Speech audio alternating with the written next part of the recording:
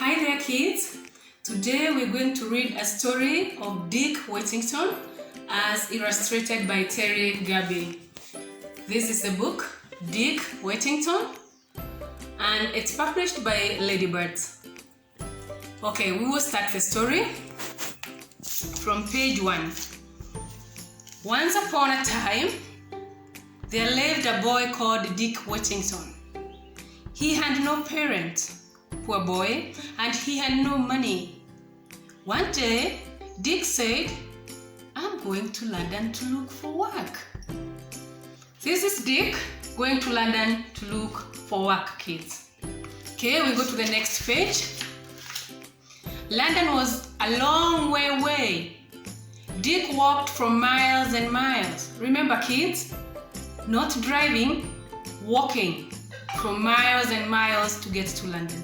It took him a long time, and when he got there, it was not at all like his home. That's London. A lot of shops and a lot of big buildings, not like Dick Whittington village. We go ahead, kids. In London, there were lots of big houses and lots of shops. Like I've shown you, there will be work for me here, said Dick. So Dick went into all these big houses and all the shops, but there was no work for him. Poor Dick. You can see Dick trying to look for a job in the shops and in the houses. Next page. Dick had nowhere to go. He was so tired that he went to sleep in a doorway of a big house. A cook came out of the door. You can't sleep here, she said. Go away at once. Poor Dick, you can see. There is a cook with a broom trying to kick Dick out of the house. And we go to the next page. Just then, the man who lived in the house came home. He was called Mr. Fitzwarren, and he was very rich. The boy has nowhere to go, he said to the cook. Let him work in the kitchen. You can see the rich man, Mr. Fitzwarren, and he is talking to his cook, and he's saying the boy has nowhere to go, so you let him. The boy is now Dick Whittington. You let him work in our kitchen. So Dick started work in the kitchen. He worked hard all day, and Mr. Fitzwarren was very pleased. Very pleased means again very happy. At night, he slept in a room at the very top of the house. The room was only big enough for Dick's bed, you know. The rich man was so kind, he gave Dick one of the smallest rooms on top of his house, and he told him you could sleep here. It was only enough for Dick's bed. It's not like you have your own bedroom and you have your own big bed. No, it was only enough for Dick's bed, but he was so happy. It's better there than to sleep in the street. But every night, as Dick tried to sleep, rat and mice jumped on his bed. Oh, poor Nick. A cat would catch all these rats and mice. He thought, I'll go and buy a cat. With the little money he made, he said he is going out there and getting a cat that would catch all the mice and rats. The next day, Dick saw a woman who had a beautiful cat to sell. This is a woman with a beautiful cat to sell. See? Can this cat catch rat and mice? Said Dick. Now Dick is talking to the woman. The cat is the best rat and mouse catcher in the whole of London, said the woman. Then I would love to buy her, said Dick. Dick gave the woman 1 penny and he took the cat home. When Dick went to bed that night, the cat chased the rat and the mice away. At last, Dick had a good night's sleep. He slept like a baby. No mice, no rat to jump in his bed to disturb him. Next page, Mr. Fitzwarren had a beautiful daughter called Alice. Ooh. Alice wanted to help Dick. My father has lots of sheep, she said. He sells goods to rich people in countries far away.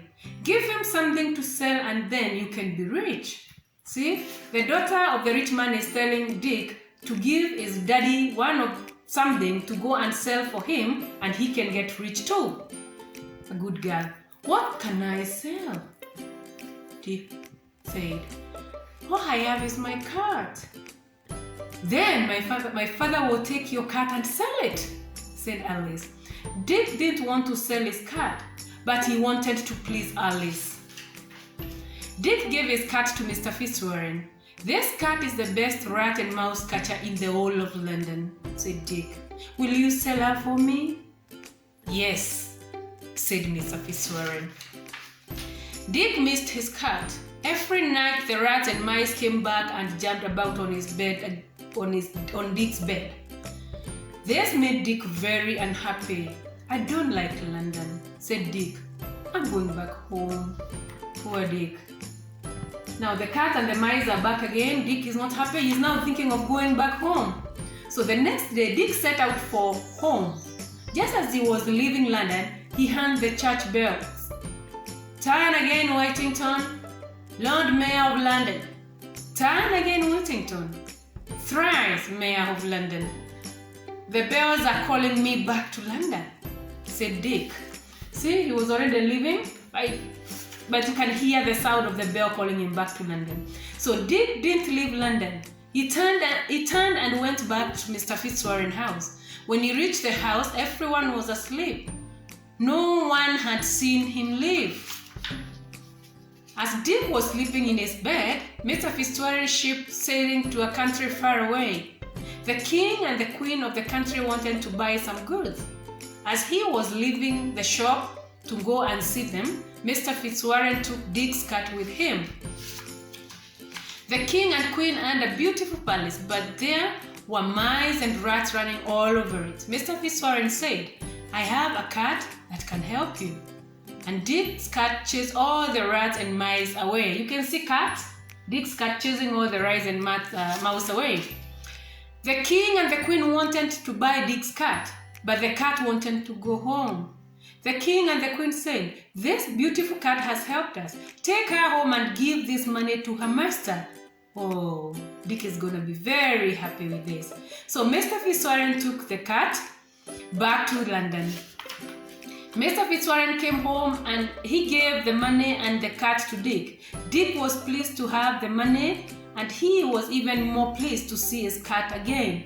The money made him rich, and not longer after he married Alice. You can see Alice, Dick, cat, and Mr. Fitzwarren. So Dick, Alice and the cat lived happily ever after. And the people of London made Dick the Lord Mayor, just as the bells hand said. Well, kids, that's it for today. What to do? I'll ask you some very few questions that we will answer in our next filming. So be sure to watch our next filming to see whether you got your answers right. So, kids, you've heard about the story. How many characters are in this story? That is the first question. Second question, how many characters are in this story, but they are not human, but they are living? That's all for today, kids. Thank you. Love you. Till next time. Bye.